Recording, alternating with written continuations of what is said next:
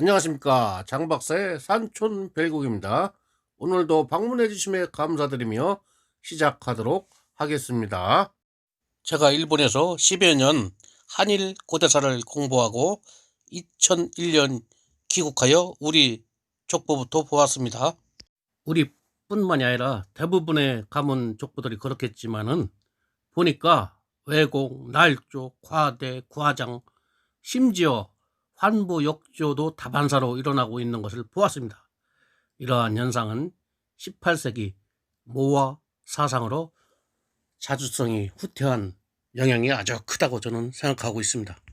지금 당장 여러분을 보고 당신은 양반이 아니지요? 라고 대한민국 누구에게라도 물어본다면 거의 100% 싸다구를 맞을 것입니다. 그 이유는 뺨을 때린 사람은 자기 집에 소중하게 모셔진 족부를 뒤적이며 자신은 역시 양반임이 틀림없다고 위안을 삼을 것이기 때문입니다. 그러나 17세기까지의 실학사상이 사라지고 18세기 이후 중국을 사모하는 모화사상이 엄청난 나쁜 영향을 미쳤습니다.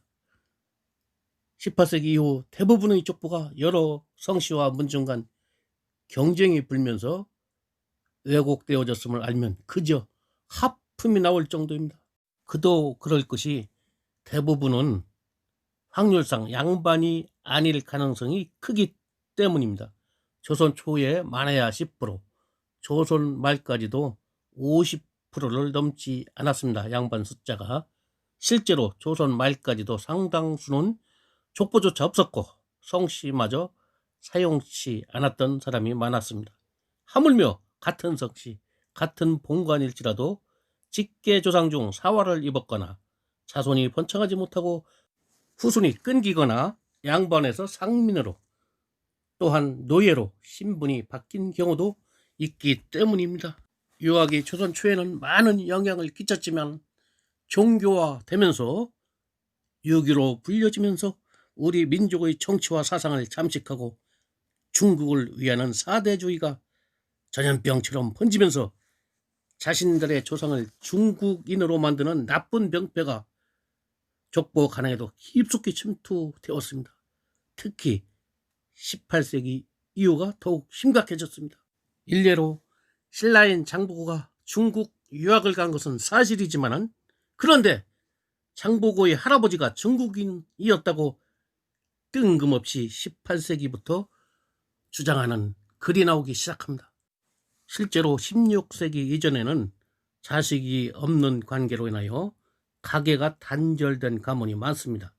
이것은 1680년경 풍양조씨 조중훈 3대가 전국의 540여 문중의 족보를 간행하면서 아주 사실대로 적은 정보가 나왔는데 거기에 보면은 끊긴 가문이 많습니다.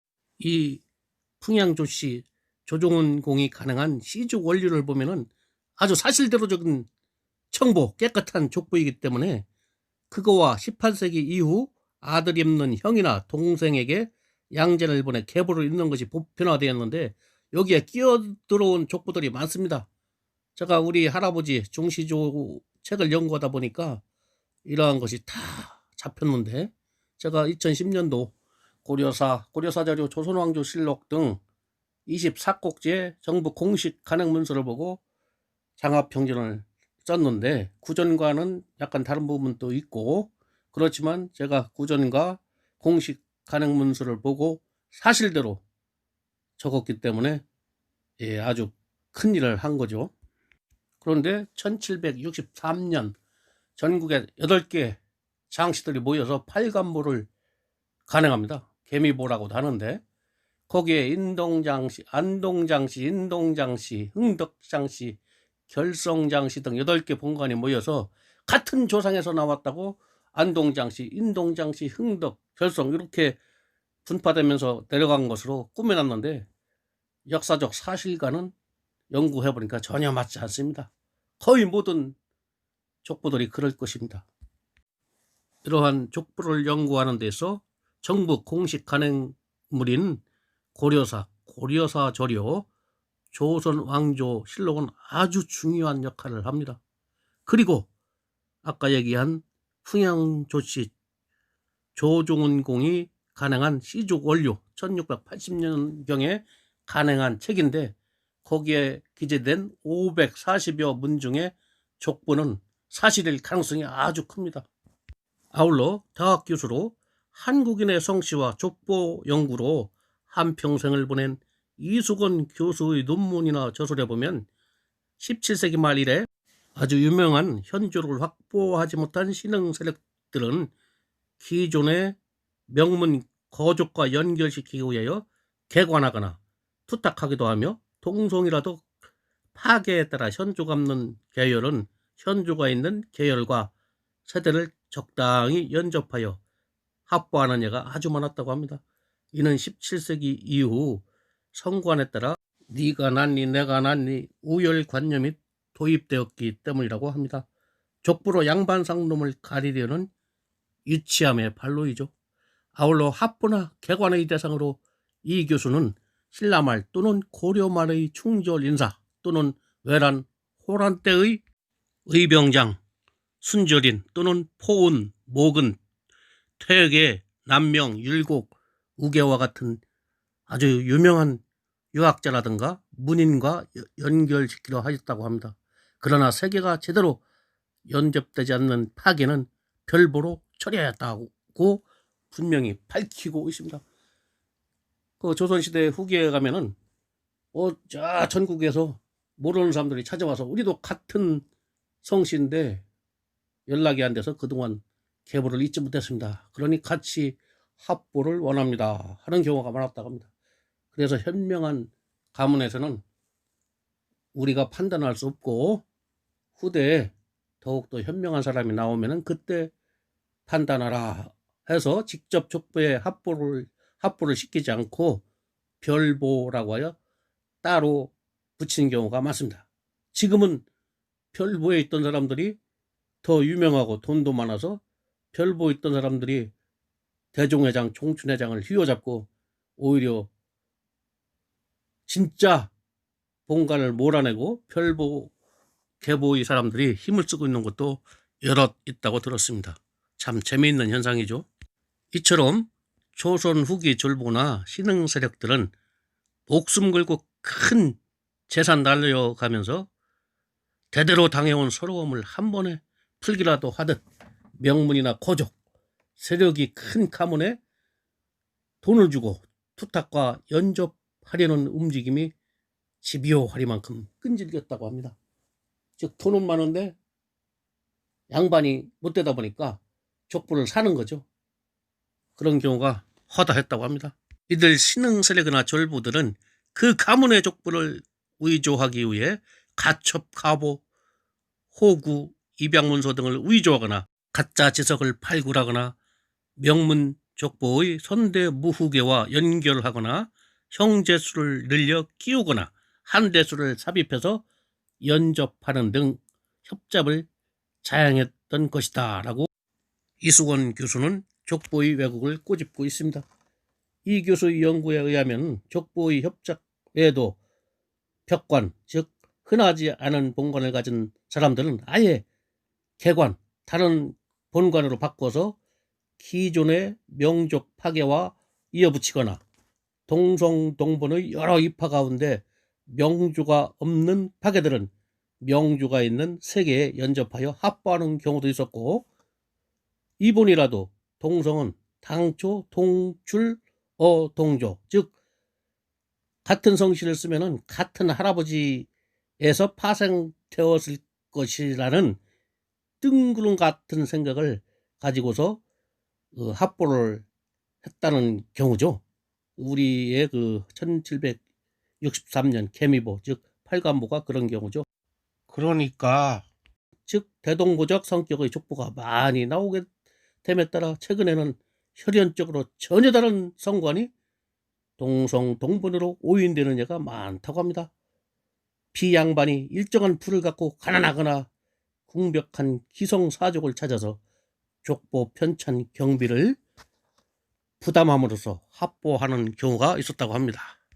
이러한 명확한 연구 분석은 이수건저 한국의 성씨와 족보 62페이지와 63페이지에 걸쳐 나와 있습니다.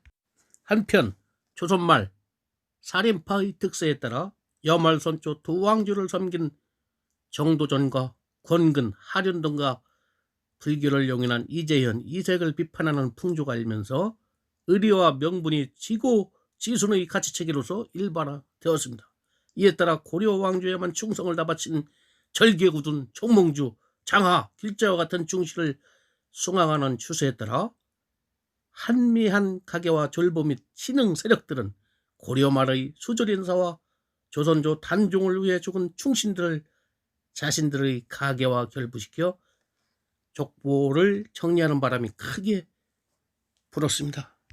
이러한 풍조에 편성하여 차씨 인사에 의해 차원보 설원기가 편찬되고 경주 김씨 인사에 의해 고려말 김주와 김자수의 충절 사실이 조작되었는가 하면 인조반정과 병자 호란을 겪으면서 의리 명분과 존주 사상이 고조되고 숙종조 단종복의와 사육신 등의 신원, 영주의 개성 행차 때 부주현 입비와 두문동 72현 추승과 같은 국가적인 포충 장절척에 편성한 신흥 세력의 조상세계 조작과 함께 우의부가 속출하게 되었다고 위소건 교수는 상기 저술에서 주장하고 있습니다. 한편 이 교수는 18세기 들어 박씨, 김씨는 신라 왕계, 이씨, 최씨, 정씨, 손씨 등은 신라 육춘성에 연접시켰다고 주장합니다. 더욱이 한씨와 기씨, 선우씨는 마한 내지 기자까지 심지어 당군까지 소급하여 계보화하려는 데서 조상세계가 지나치게 소급된 의보들이 쏟아져 나왔다고 합니다. 이처럼 조선 후기부터 일제 시기에 창간된 족보는 대부분이 충분한 고증을 거치지 않거나 원형이 변질된 것과 성관 및 조상세계가 조작된 것이 대부분을 차지한다고 이 교수 연구 논문 및 저술은 분명히 밝히고 있습니다. 이처럼 족보의 과장 날조 바람을 타고 1000여 년이 지난 후손들이 고려시대 인물을 가공하여 여러 본관이 합보하여 만든 대동부에 액세서리처럼 공동 시주로 올려놓고 실존 인물이었던 것처럼 후대에 비석까지 만들고 유고집이라며 교묘히 간행했던 것입니다. 실제로 어떤 본관은 송나라에서 고려로 들어왔다가 하는데 18세에 과거에 급제하고 그해 바로 병부상서 즉 국방부 장관을 맡았고 유명한 왕한석과 부국 강병책을 논하다가 패하여 고려로 들어왔다고 하는데 이러한 사실은 시조원료에도 없고 그 이후에 나온 글입니다. 이러한 사실은 고려서나 고려사 조료 또는 중국 역사서에도 일절 나오지 않는 내용입니다. 그렇기 때문에 이것을 사실로 믿기는 힘든 일입니다. 그러나 고려말 조선 초 우리나라 족보의 역사를 알리기 시작한 두 가문이 있었으니 안동권 씨와 문화유 씨입니다. 문화유 씨와 안동권 씨는 사실대로 족보를 기록하였고 남녀 차별 없이 외가 쪽도 그대로 기록하였던 것입니다. 이상입니다. 시청 감사합니다.